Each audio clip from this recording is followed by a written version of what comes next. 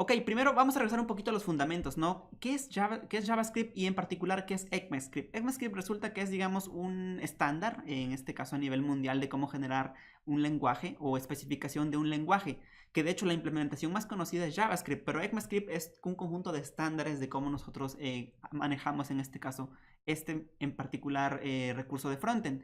Entonces, ECMAScript es, digamos, velo como un estándar a nivel global de cómo implementar cosas. JavaScript es una implementación que cada browser hace a esta especificación. Por ejemplo, la implementación de, no sé, Google Chrome, por decir algo, que tiene su propio motor de rendering, que en este caso es WebKit, pues tiene su propia implementación de JavaScript. En el caso de Edge, el de Microsoft, pues tiene su propia implementación de ECMAScript, ¿no? Quiere decir que probablemente no tenga exactamente el mismo soporte en todos sus navegadores. Si agarras un Firefox, por ejemplo, y agarras un Chrome, agarras un Safari, no quiere decir que van a tener exactamente el mismo comportamiento con todo el código JavaScript. Y eso es porque nada más la ECMAScript establece un estándar, pero la implementación la hace el fabricante, en este caso Microsoft, Google, Apple o el que gustes, ¿no? Entonces, en ECMAScript, por ejemplo, la versión que tú conociste de JavaScript, por ejemplo, la que le dabas a los botoncillos de @listener, por ejemplo, esa es la versión 5. Después, en 2015 se hizo un gran rediseño de este estándar y a ese estándar se le empezó a conocer en el bajo mundo como ECMAScript 6 o quizás hayas visto las letritas ES6. Ese básicamente fue la nueva versión, entre comillas, ¿no? Después de una revisión de muchos años que agregó bastantes características al lenguaje. Pero el nombre formal de esa versión es ECMAScript 2015, o sea, ES 2015. Así que tú estás, si escuchas que alguien dice ES6 o ES6, eso ya no está tan bien aceptado porque el nombre oficial es ECMAScript 2015 o ES 2015, ¿ok? Aclarado eso, ECMAScript 2015 como tal no es soportado por todos los navegadores. Es decir, si tú ahorita vas a una versión antigüita bueno, ni tan antigüita, de hecho, por ejemplo, no sé, Internet Explorer 9 o 10 no soportan ECMAScript 2015. Incluso hasta el 11 estoy dudando que soporte muchas características de esta nueva especificación. Entonces, ten mucho cuidado. Lo que te voy a mostrar aquí es ECMAScript 2015. Y para eso, esta imagen es muy clara que te la lleves en mente. No podemos utilizar directamente ECMAScript en el browser, así que estaremos utilizando algo que se conocen como transpiler o compiladores.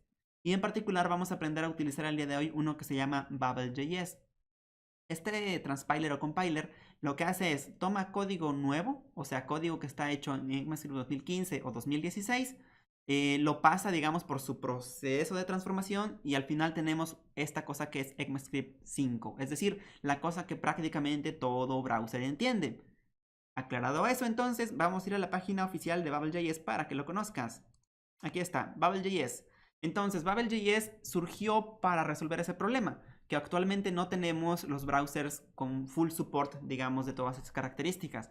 Sin embargo, los desarrolladores ya sabemos que nos encanta experimentar y nos encanta tener lo último de lo último para desarrollar, ¿ok?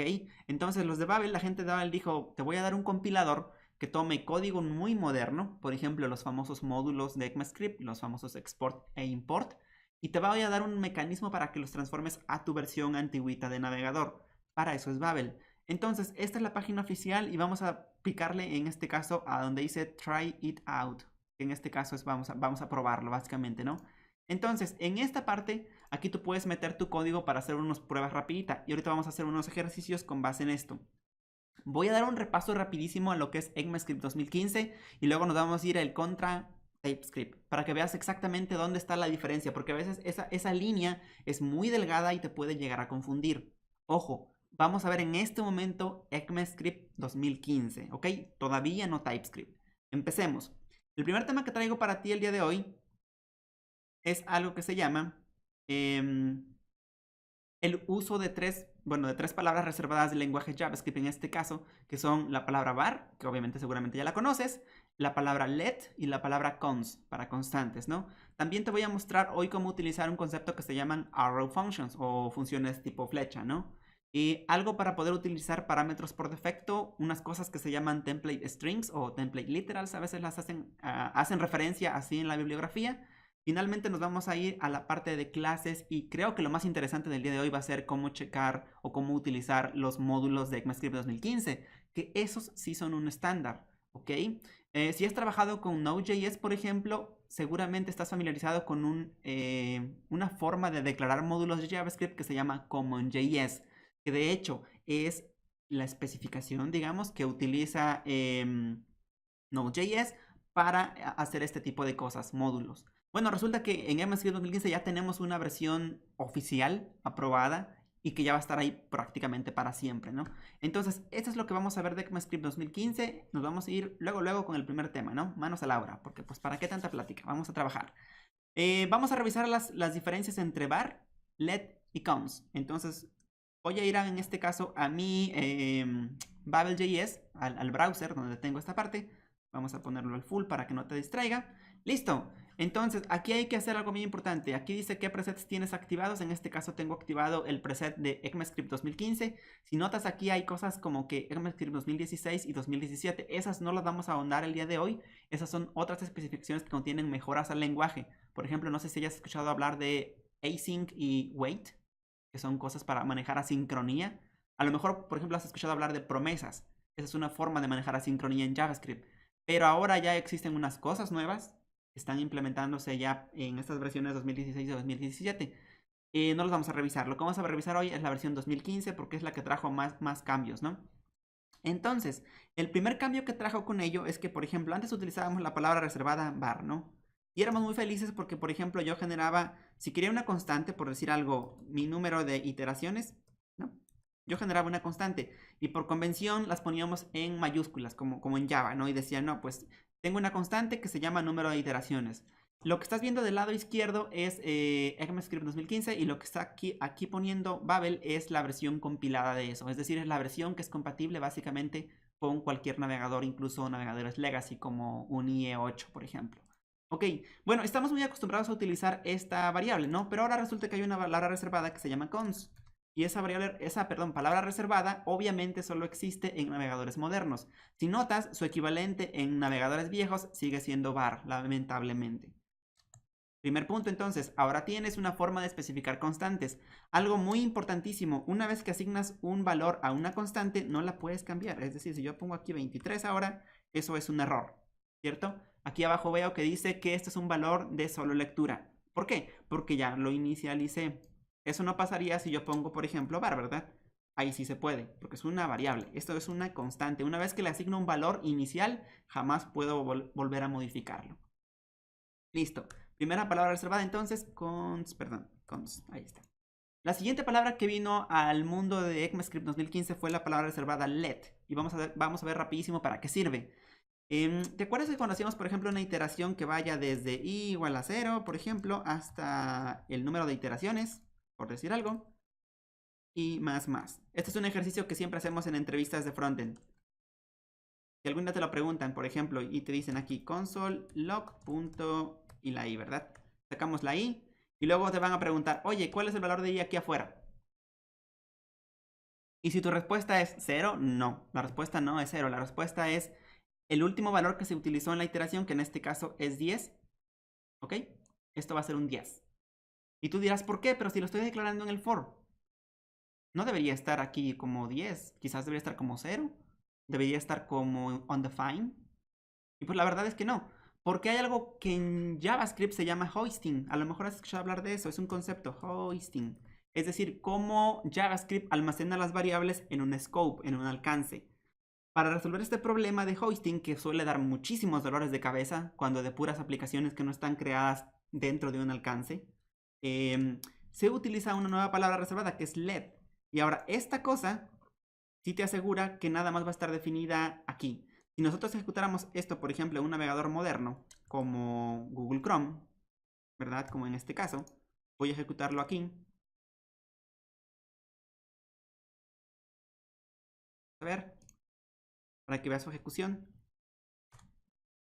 Nota que aquí dice que i no está definida. Porque una vez que salgo de este for, dado que esta variable let solamente funciona por scope, ya no existe. Si yo la cambio a var, por ejemplo, sí va a existir. Voy a borrar esta para que no nos meta ahí ruido.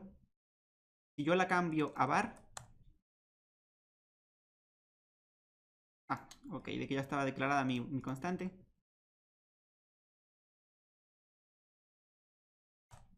Y listo. Nota que aquí en este caso el valor de la variable y en este caso va a ser siempre el valor final, ¿no? Ok. Ahora, algo importantísimo. Cuando utilizamos este tipo de instrucciones, en este caso la instrucción fue let. Tienes que estar seguro que la ejecución de tu código se haga sobre un browser moderno, porque si no esto jamás va a funcionar. Pero sí es cierto, nadie tiene browsers modernos actualmente. O sea, en el mundo corporativo, en el mundo enterprise, por ejemplo, la verdad es que seguimos manejando navegadores legacy y no podemos darnos el lujo de utilizar este código. Bueno, lo que sí vamos a utilizar es esta versión de código. Nota que aquí Babel me está autogenerando código. O sea, yo le pongo instrucciones en un JavaScript moderno y me genera la versión en el JavaScript antiguo. Este procedimiento es el que te describía en esta figurita. En esta. Básicamente estoy poniendo código moderno, lo estoy pasando por Babel y me deja código viejito. Entonces, dos palabras nuevas que debes recordar, la palabra const y la palabra let, que recuerda que la palabra let te define variables, pero ahora sí, con un alcance. Saliendo de este alcance, de este for en este caso, esa variable ya no existe. Y es como esperaríamos que funcione. Por ejemplo, en lenguajes como Java, así es como trabajamos, ¿no? Si yo defino una variable aquí en Java, por ejemplo, de tipo entero, suponiendo que estamos en Java, esa variable entera solamente vive en este scope. Saliendo de ahí, ya no existe. Muerta completamente. ¿Listo? Entonces, eso es un repaso rápido a dos variables, perdón, dos palabras reservadas que debes recordar todos los días. Siguiente parte que debes recordar, algo que se llaman arrow functions. Y básicamente esas arrow functions son, bueno, sirven para muchas cosas, pero la primera y quizás lo que mucha gente le gusta, es que puedes simplificar mucho tu código. Por ejemplo, te voy a dar aquí un pequeño demo, digamos, rapidísimo. Imagínate que tienes una lista de números, ¿no? En este caso vamos a hacer un arreglo de enteros, por ejemplo. ¿Cierto? Y ahora esos enteros los quieres iterar. Ok. Normalmente harías una función anónima que vaya recorriendo cada número, por ejemplo. En este caso, el número actual. Y por decir algo que te saque pues no sé, los números por 2. El doble del número. Pues algo muy sencillito, ¿no? 2 por el número, ¿verdad? Listo. Entonces, como notarás, aquí está el 6, el 45 y el 10, ¿verdad? Perfecto. Esto es lo que normalmente haríamos en un JavaScript antiguito. Vaya, pondríamos una función anónima y pondríamos algo que ejecuta esta acción. Con los arrow function esto se puede simplificar bastantísimo y es una de sus grandes ventajas. La otra es la parte del scope del this, pero eso ahorita lo vemos. Por ahora, quedémonos con que las arrow function te permiten simplificar este tipo de instrucciones a algo como lo siguiente. Puedo quitar la palabra reservada function. Puedo ponerle una flechita. Y es exactamente lo mismo. Claro que aquí estamos en ECMAScript 2015. La versión equivalente al JavaScript viejito sigue siendo igual. Si notas es como una función anónima, no hay de más. Pero también, si estoy ejecutando una sola instrucción, puedo quitar estas llaves. ¿Ok? Y queda como que en una sola línea, nota. Ah, pero como solo tengo un parámetro de la función, puedo dejarle un solo así. Entonces, el equivalente de esta instrucción que pareciera tan simple, que a lo mejor si la ves en un código se ve extremadamente limpia, su equivalente en ECMAScript viejito, en el 5, es esto. O sea, obviamente mucho más código que se está repitiendo acá porque estamos haciendo la función anónima, estamos los paréntesis que en esta versión de JavaScript no son opcionales. Aquí sí, si solo tienes un parámetro. Ahora, si tienes dos parámetros en tu función, bueno, ahí sí necesitas los dos, ¿verdad? Ahí sí ni modo. Por ejemplo, suponiendo que necesitas el índice también, pues ahí sí, tendrías que sacar esto y luego, por ejemplo, el índice, ¿no? Ahí. Cuando necesites más de un parámetro, ahí sí forzosamente necesitas los paréntesis. Entonces, esta es una de las grandes ventajas de los arrow functions, que son muy útiles cuando intentas simplificar instrucciones. Y en este caso recuerda que estamos viendo un poquito de, pues también programación funcional, ¿no? Entonces, que no se te pase, los arrow functions solamente son una forma rápida de especificar este tipo de instrucciones. Su primer uso. Hay otro uso más especializado que ahorita lo vamos a ver cuando veamos la parte de clases e interfaces en TypeScript. No se te olvide, arrow functions. Así de simple, es algo muy sencillito, pero funciona muy bien. Ok, recuerda, tus preguntas, guárdalas. Ahorita nos pasamos a la sección de preguntas y respuestas. Algo muy padre también que vino con ECMAScript 2015 es la parte de parámetros por defecto. para que se usan esos. Imagínate, por ejemplo, que tienes aquí, como en el ejemplo que te había puesto, tienes una función que se llama suma, ¿no? Y esa función te recibe dos parámetros, como estamos acostumbrados. Eso es lo normal, ¿no? En ECMAScript normal. Si te fijas, aquí tengo el nuevo y aquí el viejito. No cambió nada, no se ve nada interesante. Sin embargo, cuando yo llame esta función, por ejemplo, le voy a decir suma 2 más 3, ¿no? Y pues, en todo caso, si quieres, imprimimos esto. Por decir algo. Ahí está, es 5, ¿no? Pero ¿qué pasa si yo hacía algo como esto? Si se me olvidaba poner un parámetro. Es un not a number, ¿no? No es un número esta cosa. ¿Estamos de acuerdo? Eso está mal. Bueno, resulta que en ECMAScript 2015 agregaron una cosa muy padre, que ahora es que tú puedes establecer parámetros por defecto. Por ejemplo, puedo decir, voy a poner, ¿cuál es el nombre de esta cosa cuando le pongo un 0? ¿Neutro aditivo? ¿Cómo se llama en matemáticas? Sí, neutro aditivo. Básicamente es cuando yo digo que cuando ese parámetro no existe o está indefinido, lo que yo hago es algo que es neutral. Una operación neutral significa que no sumó nada, ¿no? Entonces, ahora sí, ya no falla. Nota que ahora sí la suma de 2 más 0, en este caso por defecto, es 2. Así yo puedo especificar, por ejemplo, para los otros parámetros, ¿no? Si no pasó ninguno, entonces no va a sumar nada, pero no falla. Entonces, no sé si notarás ahora la potencia que tienes con esto, porque ahora, por ejemplo, si estás haciendo un plugin de jQuery, desde aquí te puedes establecer parámetros por defecto, por decir algo muy útil y sencillito de comprender. Entonces, esto es algo muy nuevo, algo que no existía y que se los agradecemos bastante a la gente de ECMAScript que lo haya puesto, porque la verdad es que sí hacía falta. Es muy común. Esto, por ejemplo, no lo tenemos en Java hasta las versiones, digamos, hasta la versión 7, pues no existe todavía, ¿no? Algo que sería bueno, porque sí ayuda bastante para salvar errores, ¿no? Ok, entonces así de sencillito, estos son los parámetros por defecto y otra vez, es algo muy padre que puedas utilizarlo. Ojo, si notas esta validación en su equivalente en ECMAScript viejito, mira todo lo que teníamos que hacer. Santo Dios. Toda esta validación teníamos que hacer para saber si los parámetros eran opcionales, básicamente. Aquí está diciendo, si los argumentos de la función, recuerda que esto es una palabra reservada, esto es un array like de JavaScript, dice si hay al menos un argumento y el índice 0 de ese argumento existe, entonces úsalo, si no es 0. Eso está diciendo este código, ¿verdad? Y lo mismo para la B. Checa si es mayor que 1, quiere decir que tiene al menos 2 parámetros, entonces obtiene el del segundo índice y en este caso, si existe, pues lo usa y si no, pone 0. Todo este relajito teníamos que hacer cuando queríamos escapar parámetros por defecto en la versión ECMAScript 5. Ahora no, ahora es mucho más elegante y mucho más simple. Ahora, con los arrow functions, por ejemplo, pudieras declarar esta cosa así de simple. Podrías decir que esto es una función, por ejemplo, y que acepta estos parámetros, ¿no? Mira qué bonito. Ahí acabo de definir otra sintaxis que te acabo de dar para hacer funciones, ¿no? Es ahora declarando, en este caso, una function expression en lugar de una function declaration, que técnicamente son diferentes, pero al final de cuentas los puedes utilizar de la misma forma, ¿no? Es la forma en cómo se almacenan nada más en el compilador de JavaScript a nivel de runtime. Ojo, también puedes utilizar aquí, por ejemplo, para definir tu función sin problema, ¿no? Pero entonces en este caso significa que yo podría quitar las llaves. No, ¿verdad? Porque no es lo mismo. Aquí ya no tiene sentido esto, porque estoy definiendo una función. Hace rato es porque estaba yo dentro de un scope de un for each. Ojo, no te confundas con eso, es diferente. Estoy declarando una expresión de tipo función. Diferente. Hace rato era una función anónima que transformé en arrow function. Listo. Entonces, ahí están los default parameters. Siguiente tema. Template strings. Vamos a regresar al problema inicial de todo esto. Imagínate que no utilizas un template system, imagínate que no utilizas un framework como Angular, como React o como Vue.js. Imagínate que haces todo simplemente, si tienes, por ejemplo, una lista de objetos, la llamaremos items, y esta lista de objetos, por ejemplo, tiene ciertos parámetros, por decir algo. Este objeto trae un nombre, es muy normal que hagamos esto, ¿verdad? Por ejemplo, IES 2015. Y pues ahora eso funciona. Le voy a poner otro. Suponiendo que esto es un arreglo de cursos, ¿no?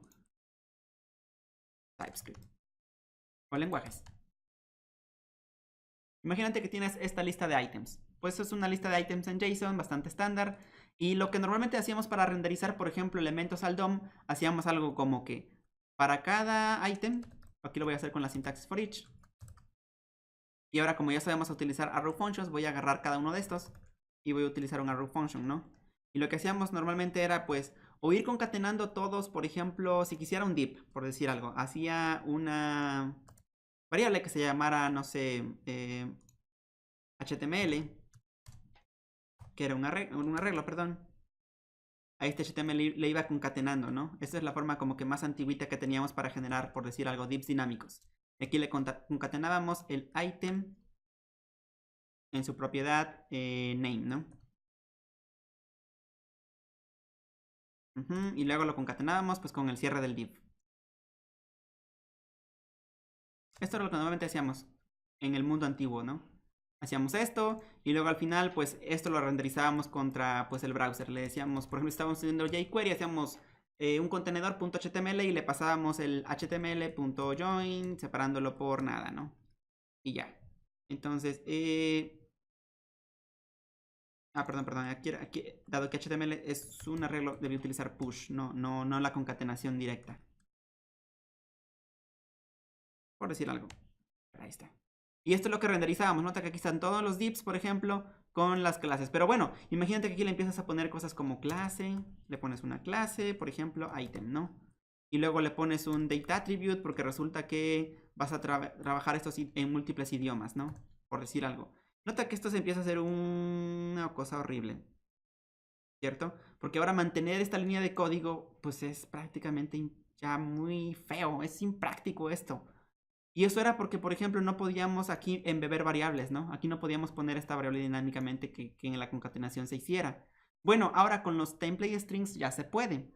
Porque aparte de esto, mira qué bonito. Puedes hacer cosas como, puedes agarrar y utilizar un carácter que casi nunca usaba, que es un carácter como un signo de acento, pero al revés. No conozco su nombre técnico, cómo se llama este carácter, por cierto.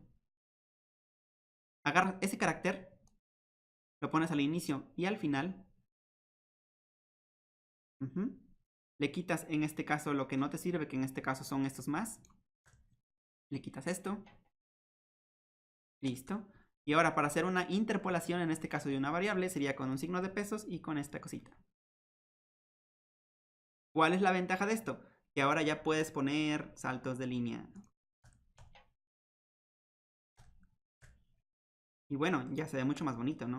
Al menos se ve más ordenado. Nota. Y es lo mismo. Es exactamente lo mismo. El resultado va a ser el mismo. Va a ser una concatenación de todos los elementos. Pero ahora ya pareciera que tienes un pequeño template systems aquí. Un template system, perdón, integrado, ¿no? Donde se nota que el inicio de la cadena es que es con este símbolo de acento al revés. Y para cerrarla es el mismo acento al revés. En español, por ejemplo, este acento no lo utilizamos, ¿verdad? Entonces al fin y al cabo tenemos un uso para esa tecla del teclado, ¿verdad? Interesante. Al menos ya tenemos un uso. Ok, entonces a este concepto de que nosotros podemos, digamos, incrustar o se llama interpolar variables en una cadena y que además esa cadena pueda aceptar saltos de línea, se le conoce como template strings. Y por cierto, si recuerdas de Angular, en Angular tienes una propiedad que se llama template y que de hecho puedes definir un template ahí en el componente. Y ese componente se utilizan estos símbolos, curiosamente. Porque al final de cuentas, Angular está utilizando template strings para definir sus plantillas cuando no los haces desde un archivo externo. Cuando no, entonces sí, pues puedes utilizar este acento al revés. Nota que interesante. Entonces, esto es algo nuevo. Pero ojo, cuando quisieras hacer esto en la versión antigua, nota qué es lo que hacías. Para que tengas saltos de línea, pues ponías el diagonal n, ¿no? Y eso te daba un diagonal n. Nota que pues, qué feito se ve, ¿no? Este es el equivalente a código de la versión antigua de JavaScript. Este es el equivalente de código de la versión moderna de JavaScript. No sé tú, pero yo definitivamente me quedo con esta. Se ve mucho más clara, me permite poner saltos de línea, se ve bastante mejor que esta versión antigüita que era solamente una concatenación enorme de muchas cosas. Y es que este problema lo hemos tenido siempre, ¿no? En JavaScript, que de repente era un lenguaje que era feo de escribir, la verdad. O sea, si hay una palabra para describir el antiguo JavaScript, era feo de escribir. Era un lenguaje muy poderoso, o bueno, es un lenguaje muy poderoso, pero feo de escribir como él solo. La sintaxis pues era media feita. Entonces todo lo que estamos viendo son mejoras que se le hicieron desde hace prácticamente un año y medio y ya están ahí para que las uses. Nada más que ten cuidado, no lo puedes utilizar directamente en tu browser. Ahora recuerda que debes utilizar, al menos por el momento, algo como Babel.js. Listo. Continuemos.